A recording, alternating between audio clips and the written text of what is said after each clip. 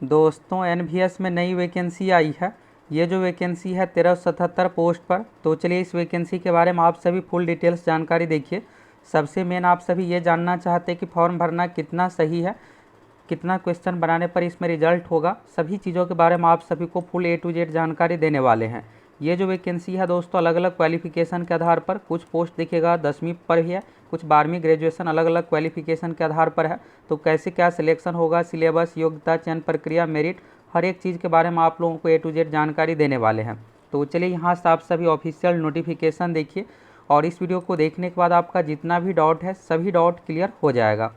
सबसे मेन ये है दोस्तों कि आप सभी फॉर्म को लेकर जानना चाहते क्या ये फॉर्म भरना चाहिए, यानी सिलेक्शन कितना क्या पर होगा, कैसा क्या ये जॉब है, हर एक चीज़ के बारे में आप लोगों को जानकारी मिलने वाला है। ये देखिएगा तो एनवीएस के माध्यम से ये वैकेंसी है नॉन टीचिंग पोस्ट, यानी बिना पढ़ाई लिखाई संबंधित, यानी फुली ये जो कामकाज रहेगा सिलेक्शन होने के बाद आपका ऑफिशियल कामकाज रहेगा, यानी ऑफिस वाला कामकाज आपका रहने वाला है। यहाँ पर देखिएगा अलग अलग तरह का पोस्ट है। पहला तो यहाँ पर स्टाफ नर्स का, इसके बाद देखिएगा असिस्टेंट सेक्शन ऑफिसर यानी एएसओ, यही बिहार में देखिएगा सचिवालय सहायक वाला पोस्ट होता है। इसके बाद देखिएगा ऑडिट असिस्टेंट, लीगल असिस्टेंट, इस तरह से यहाँ पर जूनियर ट्रांसलेशन ऑफिसर का हो गया, lab attendant, mess helper, MTS, बहुत सारे देखिएगा तो अलग अलग तरह का पोस्ट है। तो चलिए यहाँ से आप सभी फुल डिटेल्स में देखिए, फिर आपको क्लियर हो जाएगा। यहाँ पर देखिएगा वैकेंसीज के बारे में है तो फीमेल स्टाफ नर्स का देखिएगा तो यहाँ पर टोटल जो सीट है 121 है। तो यहाँ पर कैटेगरी वाइज आप सभी देख सकते हैं। अब इसके लिए क्वालिफिकेशन क्या कुछ आगे क्लियर हो जाएगा, एग्जाम का सिलेबस क्या कुछ रहने वाला है। इसके बाद देखिएगा assistant section officer group B, post code 2 है ये। इसमें देखिएगा यूआर में 4 सीट है, ईडब्ल्यूएस में 0, ओबीसी एनसीएल में 1 है, एससी में 0, टोटल 5। तो देखिए सीट ही 5 है तो इसलिए यहाँ पर जनरल में 4 है, बाकी ओबीसी में 1 है। इसके बाद देखिएगा ऑडिट असिस्टेंट ग्रुप बी का, तो इसमें टोटल 12 सीट है। अब देखिए आगे जो है ना कुछ ऐसे भी पोस्ट है जिसमें देखिएगा तो अच्छा खासा सीट है, खास करके 10वीं 12वीं से संबंधित।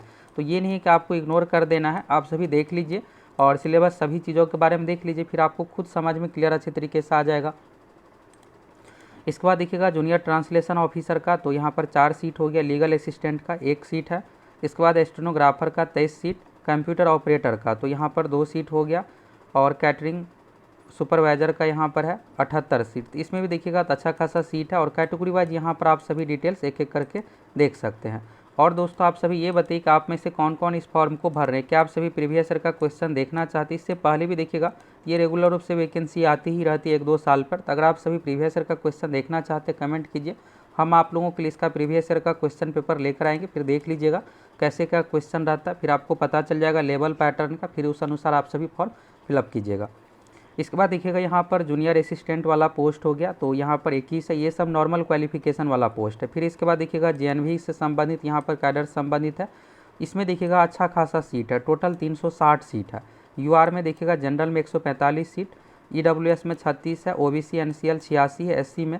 अब देखिए एनसीएल आपको दिमाग में आ रहा होगा कि ये एनसीएल क्या है। तो ओबीसी से अगर आप आते हैं तो अगर आप आरक्षण का लाभ लेना चाहते हैं तो आपको इसके लिए ओबीसी प्रमाण पत्र यानी एनसीएल प्रमाण पत्र बनाना पड़ेगा, नॉन क्रीमिलियर। इसमें यह होता है कि आपके परिवार का इनकम 8 लाख से कम है।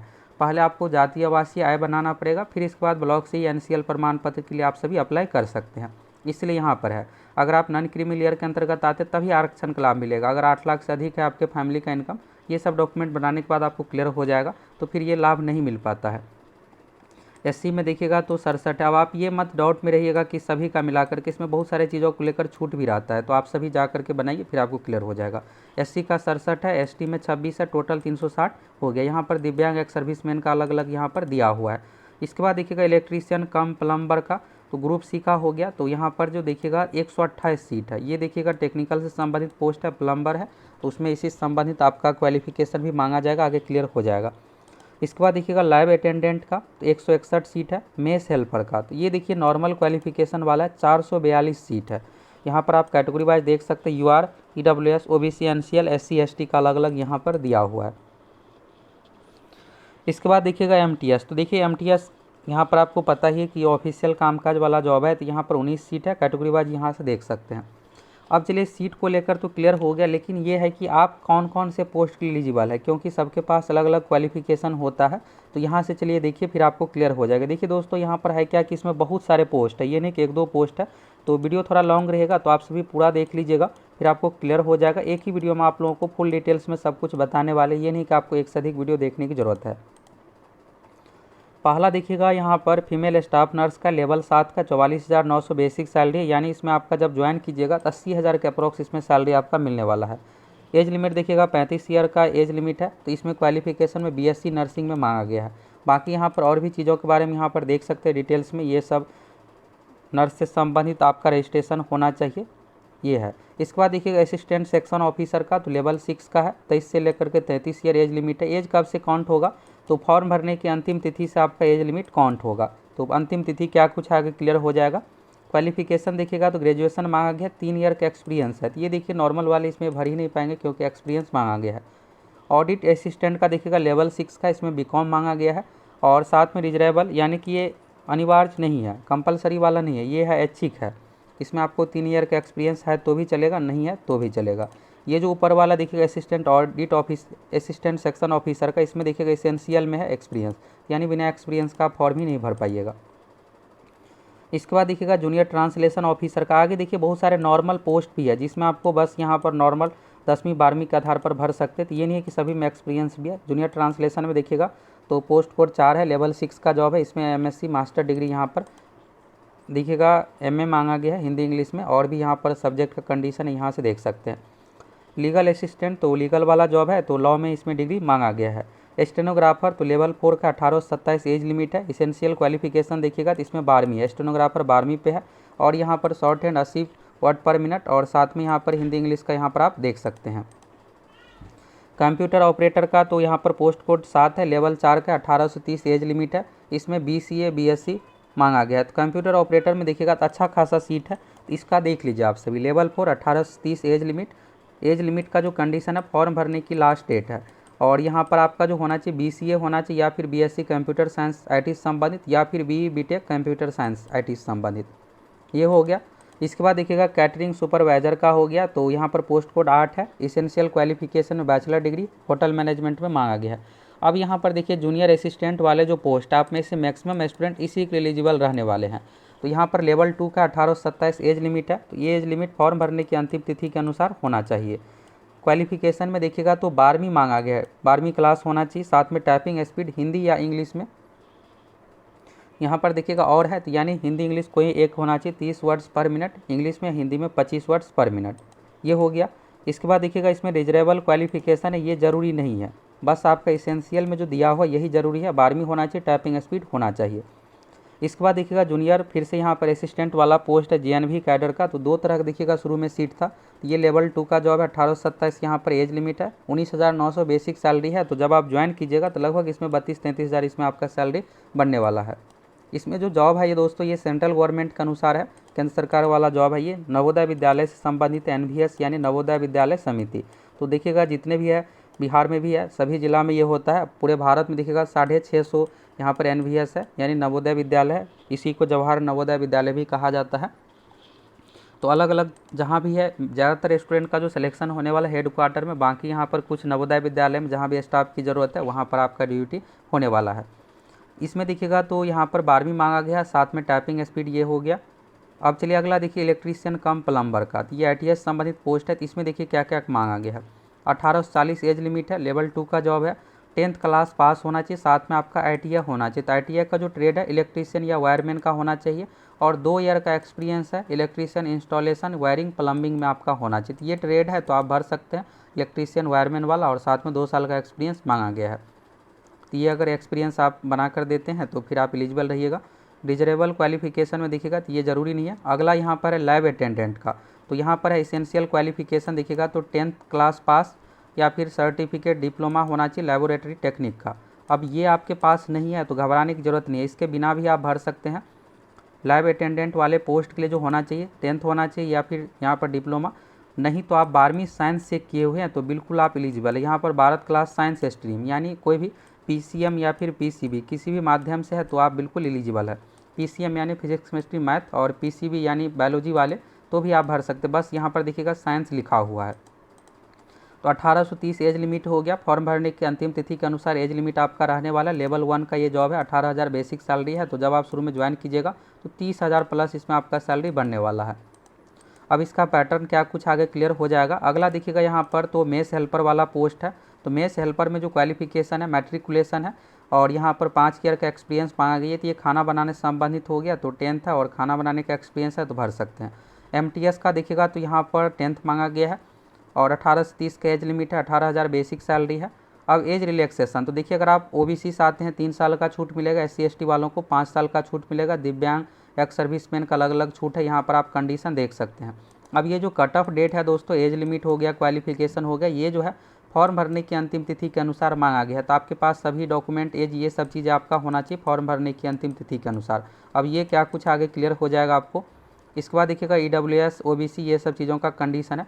मोड ऑफ सिलेक्शन, देखिए इसमें अलग अलग तरह का पोस्ट है। तो इसमें देखिएगा लीगल असिस्टेंट वाले जो पोस्ट है, इसमें आपका एग्ज़ाम के साथ साथ इंटरव्यू लिया जाएगा। बाकी जितने भी पोस्ट है उसमें इंटरव्यू नहीं है, एग्ज़ाम के आधार पर। जैसे कुछ पोस्ट टाइपिंग वाला है तो एग्ज़ाम लिया जाएगा, फिर आपका टाइपिंग टेस्ट, ये सब चीज़ें होगा। कुछ ऐसे पोस्ट है जिसमें बस आप एग्ज़ाम दीजिए, जैसे MTS वाला, और एग्ज़ाम के आधार पर ही डायरेक्ट आपका सिलेक्शन हो जाएगा। अब चलिए एग्ज़ाम सिलेक्शन की प्रक्रिया के बारे में देखिए। यहाँ पर आप अपने अनुसार कोई भी सिटी देख सकते हैं। बिहार में भी देखिएगा तो इतने सारे जगह पर यहाँ पर सेंटर बनाया गया है। यहाँ से आप देखिए, यहाँ पर फीमेल स्टाफ नर्स का देखिएगा पार्ट 1, पार्ट 2, पार्ट 3। तो यहाँ पर रीजनिंग से 15 क्वेश्चन, GK से 15 क्वेश्चन, लैंग्वेज यहाँ पर हिंदी अंग्रेजी करके 10-10 करके 20 क्वेश्चन पूछा जाएगा। 2.5 घंटे का समय मिलेगा और सब्जेक्ट नॉलेज 70 हो गया। इसी तरह से असिस्टेंट सेक्शन ऑफिसर का देखिएगा रीजनिंग 15 है, मैथ 15 है, लैंग्वेज टेस्ट 15-15 करके हिंदी इंग्लिश 30 क्वेश्चन पूछा जाएगा, बेसिक कंप्यूटर संबंधित 10 और यहाँ पर ऑफिशियल वर्क से संबंधित 50 क्वेश्चन। तो देखिए यहाँ पर जिस भी पोस्ट के लिए आप एलिजिबल है, यहाँ पर देख लीजिए। आप में से जो मैक्सिमम स्टूडेंट भरने वाले हैं फॉर्म, उस पोस्ट के बारे में यहाँ पर आपको डिटेल्स में बताने वाले हैं। बाकी ऑडिट असिस्टेंट का यहाँ पर वीडियो को रोक करके आप देख लीजिए। 2.5 घंटे यहाँ पर समय हो गया और किस सब्जेक्ट से कितना क्वेश्चन आएगा ये देखिए। एक ही साथ इसमें एग्जाम में क्वेश्चन मिक्स करके पूछा जाएगा। टोटल क्वेश्चन 130 हो गया। जूनियर ट्रांसलेशन ऑफिसर का यहाँ पर 100 क्वेश्चन पूछा जाएगा, 2 घंटे का आपको समय दिया जाएगा। इसके बाद देखिएगा लीगल असिस्टेंट वाले में तो टोटल 150 क्वेश्चन पूछा जाएगा। पैटर्न यहाँ से आप सभी देख सकते हैं। अगला देखिएगा यहाँ पर स्टेनोग्राफर, तो यहाँ पर देखिए लैंग्वेज टेस्ट, इसके बाद हिंदी इंग्लिश कंप्यूटर मिलाकर 100 क्वेश्चन, 2 घंटा का आपको समय मिलेगा। स्किल टेस्ट के बारे में यहाँ पर डिटेल्स है। कंप्यूटर ऑपरेटर के बारे में यहाँ पर देखिए, तो इसमें 2.5 घंटे का आपको समय मिलेगा। 130 क्वेश्चन पूछा जाएगा। कंप्यूटर से 60 क्वेश्चन, हिंदी इंग्लिश से 30 क्वेश्चन और मैथ रीजनिंग से 20-20 करके 40 क्वेश्चन पूछा जाएगा। इसके बाद देखिएगा कैटरिंग सुपरवाइजर का 120 क्वेश्चन, 2.5 घंटे का समय मिलेगा। अब यहाँ से देखिएगा तो ये जूनियर असिस्टेंट वाला पोस्ट है। तो आप में से मैक्सिमम स्टूडेंट इसी पोस्ट के लिए फॉर्म भरने वाले, तो इसका देखिए। तो रीजनिंग का देखिएगा 20 क्वेश्चन है, मैथ से 20 क्वेश्चन, GK करेंट अफेयर से 30 क्वेश्चन और हिंदी इंग्लिश मिला करके 15-15। यहाँ पर देखिएगा प्रत्येक सेक्शन से 15-15 30 क्वेश्चन और कंप्यूटर से 30, यानी 130 क्वेश्चन पूछा जाएगा। टोटल 2.5 घंटे का आपको समय मिलेगा। समय बिल्कुल पर्याप्त है। जब ये एग्ज़ाम पास करिएगा इसके बाद टाइपिंग टेस्ट होगा और फाइनल मेरिट लिस्ट आपका एग्जाम में मार्क्स के आधार पर बनने वाला है। फिर यहाँ पर दोनों का सेम ही सिलेबस है। इसके बाद देखिएगा यहाँ पर इलेक्ट्रीशियन कम प्लम्बर का, तो यहाँ पर रीजनिंग से 15, GK से 15, लैंग्वेज से यहाँ पर 30 क्वेश्चन, 15 इंग्लिश और 15 हिंदी, 60 क्वेश्चन आपका सब्जेक्ट से संबंधित। टोटल 120 क्वेश्चन पूछा जाएगा। 2.5 घंटे का समय मिलेगा। अब लैब अटेंडेंट के बारे में देखिए। लैब अटेंडेंट के लिए आप में से मैक्सिमम भरने वाले हैं। रीजनिंग से 15 क्वेश्चन, GK से 15 और लैंग्वेज देखिएगा हिंदी इंग्लिश करके यहाँ पर पूछा जाएगा, तो 30 क्वेश्चन हो गया। और सब्जेक्ट स्पेसिफिक नॉलेज तो 60 क्वेश्चन, तो इसमें साइंस से संबंधित आपसे क्वेश्चन पूछा जाएगा। टोटल 120 क्वेश्चन हो गया, 120 मार्क्स का। टाइम इसके लिए आपको 2.5 घंटे दिया जाएगा। मेस हेल्पर का देखिएगा तो यहाँ पर 10th लेवल पर ये पोस्ट है। तो रीजनिंग से 15 क्वेश्चन, GK से 15 और हिंदी इंग्लिश से 15, 10-10 करके 20 क्वेश्चन और स्पेसिफिक यहाँ पर सब्जेक्ट नॉलेज, तो यहाँ पर देखिएगा तो खाना से संबंधित आपसे पूछा जाएगा। विटामिन मिनरल्स ये सब, न्यूट्रिशन हाइजीन से संबंधित क्वेश्चन, फूड से रिलेटेड यही सब आपसे पूछा जाएगा। पौष्टिक खाना बनाने के लिए क्या चीज़ और मिलाना चाहिए, किस तरह से बनाना चाहिए, यही सब। तो 120 क्वेश्चन हो गया और इसके लिए 2.5 घंटे का आपको समय दिया जाएगा। तो पैटर्न देखिएगा तो सभी का बढ़िया ही है, जो भी सब्जेक्ट है। अब देखिए जो कंप्यूटर से रिलेटेड काम काज है उसमें कंप्यूटर वाला पूछा जा रहा है। जो खाना बनाने से रिलेटेड है तो खाना बनाने का वेटेज रखा गया। और मैथ रीजनिंग सब में देखिएगा कहीं पर 20-20 क्वेश्चन करके हैं तो कहीं पर 15-15 करके है।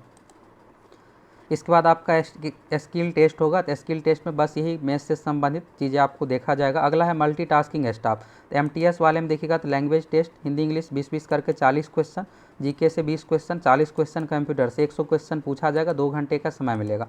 यहाँ से आप सभी पोस्ट का सिलेबस देख लिए।